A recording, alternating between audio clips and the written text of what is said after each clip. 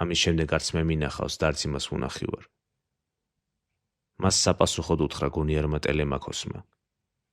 მე შენ უცხოელო სიმართლეს გეტყვი. დედა ჩემმა მითხრა რომ მისი ვარ, მაგრამ მე არ ვიცი. არავინ შეიძლება დარწმუნებით იცოდეს თავისი წარმომავლობა. ნეტავ ყოფილიყავი ვინმე ბედნიერის შვილი, რომელმაც სიბერე თავის მამულში გაატარა.